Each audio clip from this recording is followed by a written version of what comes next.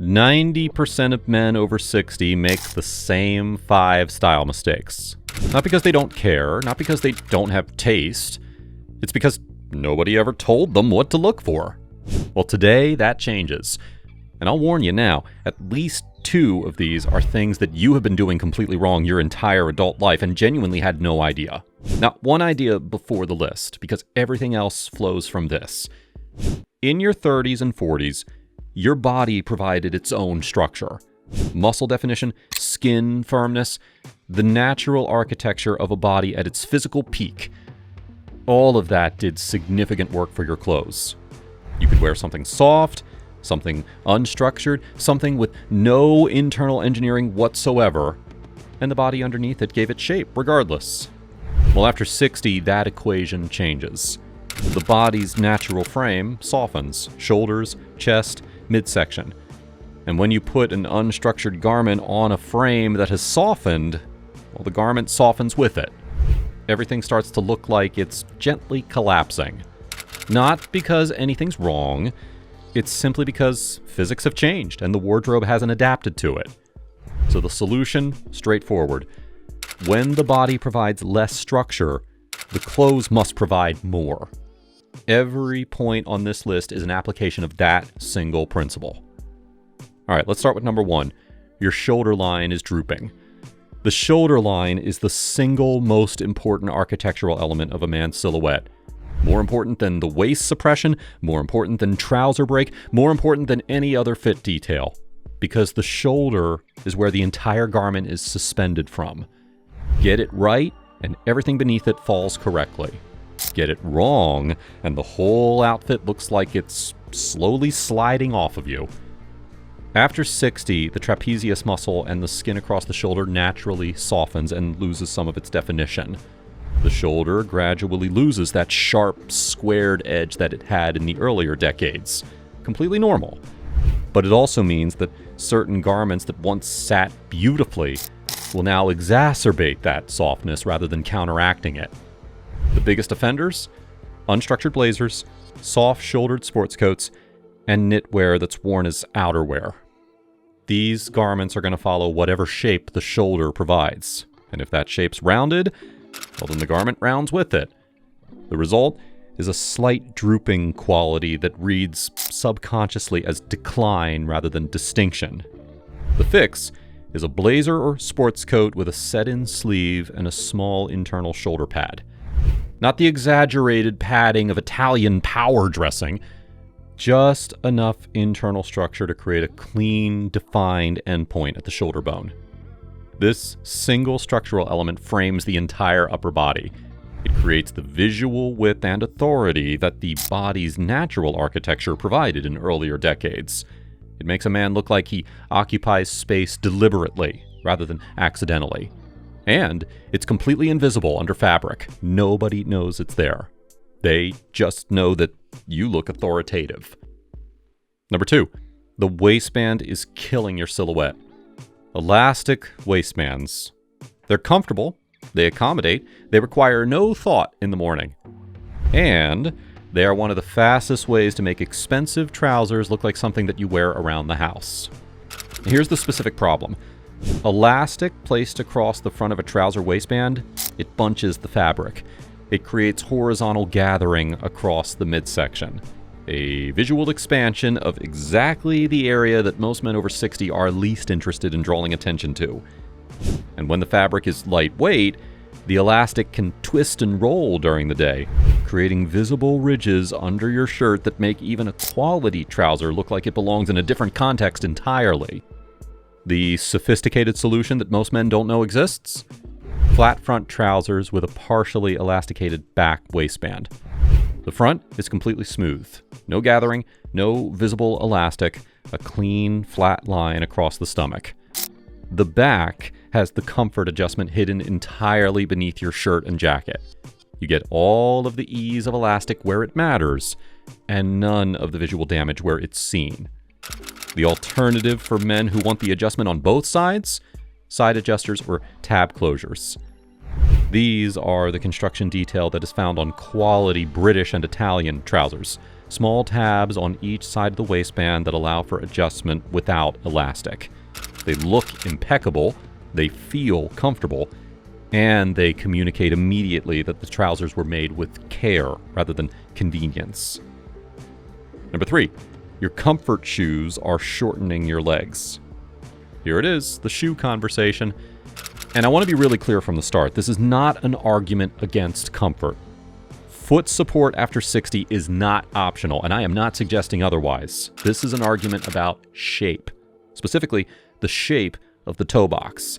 Because the toe box shape has a dramatic effect on something that most men have never connected to footwear. The visual length of the leg. Most comfort-oriented shoes, orthopedic sneakers, rounded toe walking shoes, thick-soled casual shoes, they all share one design feature: a wide, rounded toe box.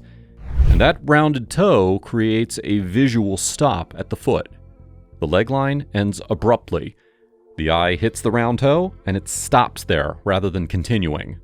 The result is that the leg looks shorter, and the overall silhouette looks heavier than it actually is. A slightly elongated or almond-shaped toe does the opposite. It continues the leg line rather than terminating it.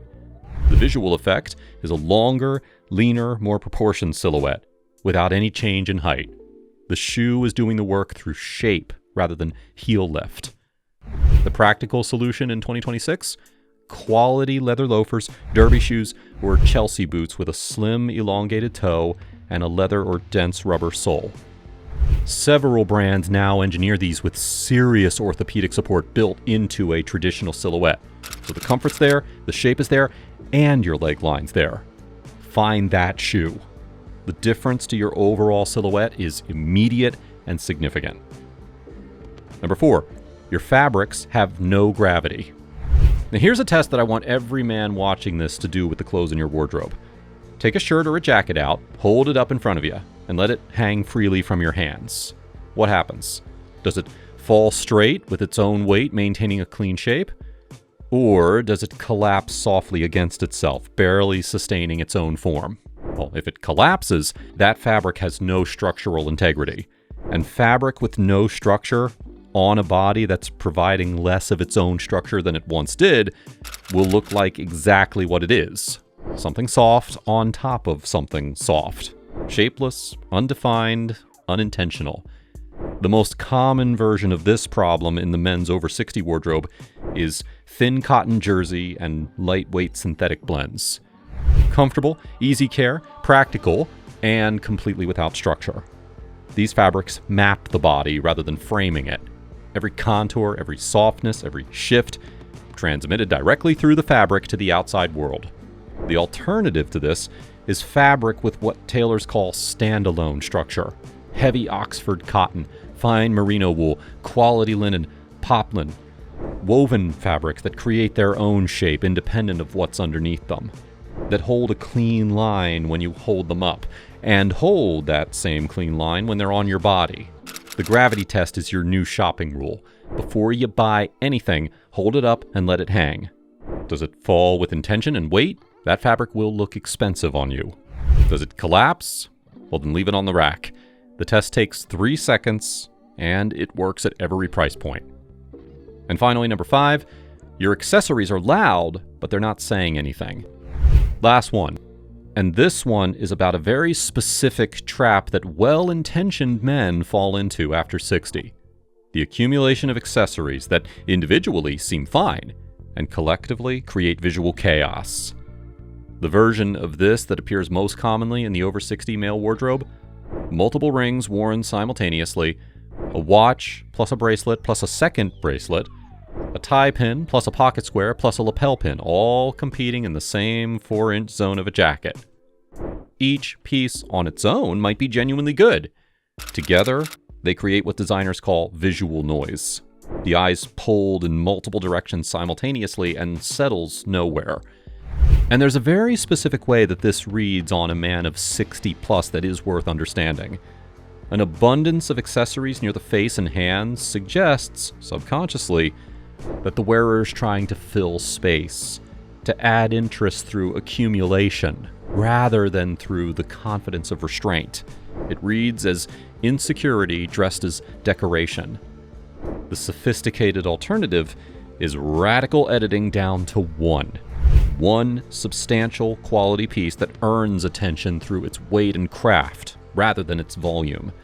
A single watch with a genuine presence, heavy case, quality strap, a face that rewards closer inspection. One ring, if you wear rings, on one hand. A pocket square in a quality fabric that's simply folded with no competing lapel pin. The message that one well-chosen substantial accessory sends is completely different from 5 lightweight competing ones. It says, I chose this deliberately, and I don't need more. That confidence, the confidence of a man who was edited down to exactly what matters, is one of the most quietly powerful signals in sophisticated male dressing. Less, worn with complete conviction, always reads as more. Gentlemen, here's the thing about style after 60. It stops being about following anything, trends, rules, what worked at 40, and it becomes entirely about precision, about understanding your body well enough that you can dress it with complete intention. The men who look the most commanding at this stage aren't the ones who are spending the most. They're the ones who have been able to figure out the conversation between their body and their clothes, and then dress accordingly. Well, you now have 5 more pieces of that conversation. Gentlemen, drop down in the comments which one of these you're going to be addressing first. And also, if any of these surprised you, make sure to tell me which one. Also, make sure to like and subscribe if you're not already here, and I'll see you in the next one.